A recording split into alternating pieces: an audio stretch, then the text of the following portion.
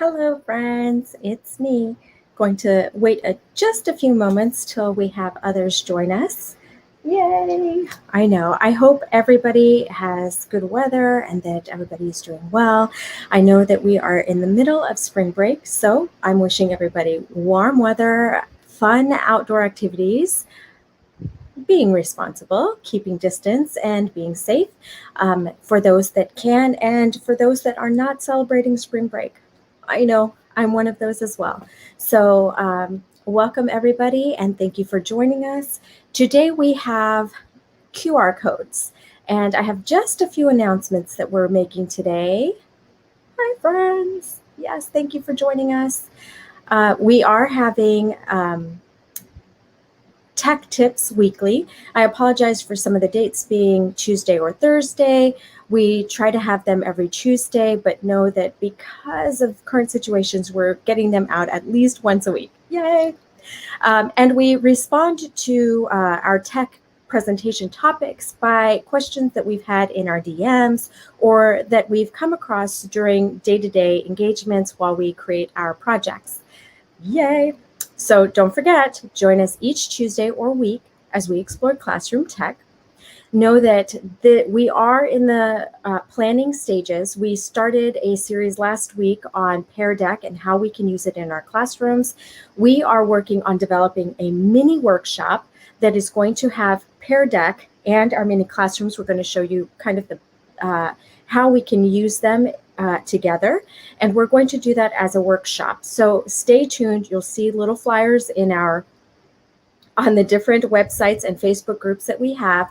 We're going to announce the date and time and let you know that this is in addition to our monthly classroom tech training that we often do. We're adding an additional tech class or workshop, however you want to call it. We're adding an additional one this month just to support the integration of Pear Deck, which is an interactive assessment tool that we can use in our class.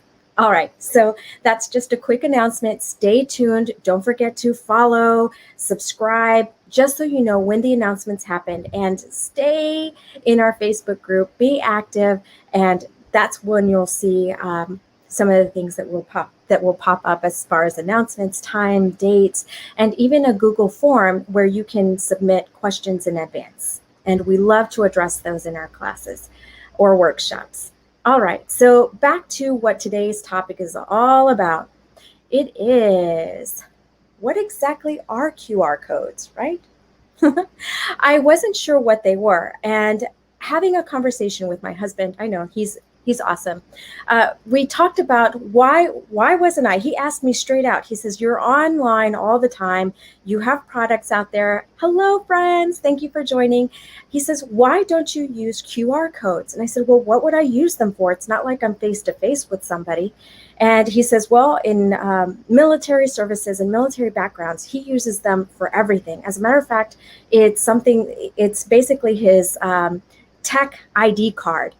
Why do we use QR codes? What is it exactly? A QR code is a quick response code that stores a ton of data and allows us to access it rather quickly. How do I use them? My husband uses it like a business card. This means that he has his name, his title, and maybe even a calendar, a work schedule calendar.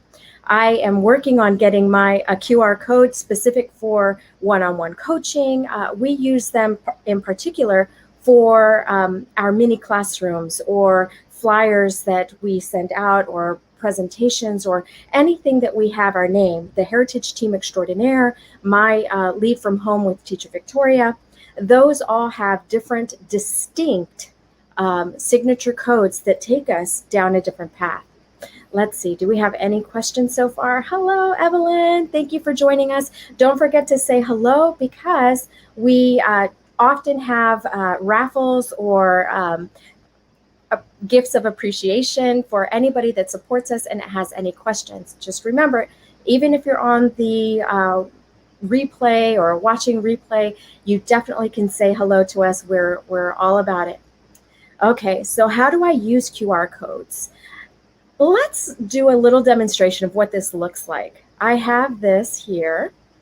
This is my phone. You're going to go to your camera. See how that works? I had on my computer one of our flyers or presentation links, and it talked about Selena Quintanilla. If you remember earlier in the week or every day this month on our Facebook group, we have seen them, or Facebook, Instagram, Twitter, you name it. It has our links. Look at that. I should have done this a little slower. It's going to go through again. I know, isn't that great? You can see I have Game of Thrones there. We're watching it as a family. But let's take a look. We're going to watch this one more time. I want you to take a look at the button. I pressed camera. So my camera is the one that I'm activating. I put my camera so that it could see my laptop. That's my laptop in the background. The first time it's going to the QR code that says my lead from home on it, went straight to the home page. The second time I opened it up, let's take a look. I opened up the camera application, and it didn't automatically go to the one for the Heritage Team Extraordinaire. Note that when you're there and you're pointing your phone, your camera application at the screen or at whatever QR, whatever paper, if it has a paper or if it's another cell phone, you put that camera, you tap it where you want it to capture that QR code, and it will take you to where you need to go. Now, how have I seen this used in other places? I've actually recently got my hair cut, not too short, as you can see, but I went to get a haircut with we're going to add me and remove this. We went to the salon, and the stylist that she was interested in seeing wasn't going to be available that afternoon. So what did she do? She handed her phone over. She said, here's my QR code. And we automatically were able to see where she would be working, what date, and her schedule that she would be available. Isn't that convenient? We're out in public. We have our phones with us at all times, and all we have to do is activate the camera function, and it captures that. I do have an iPhone, but this is available to Android as well. And let's talk about where we can create them.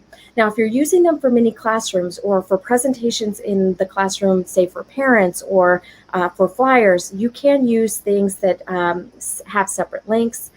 But let's take a look here. What I'm going to do is share with you our screen, and this has a QR code. It's a QR code generator. It's free to use, and you can see the different styles that they have. QR-code-generator.com. And look at that. We have different ways or different places that you can set it up. Now, I have in the past set up a V card, which is basically a virtual business card. You add your information in there, and it will create cards so that it can send it straight to wherever you need. Now, if you wanted to send it to a PDF, Facebook, Twitter, MP3s, you name it, this is the place for it. Isn't that amazing? Isn't that great? And guess what? You can put your logo here.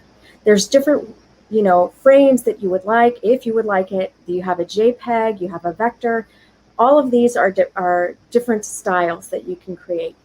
Now, these will all pick up. Aren't these fun?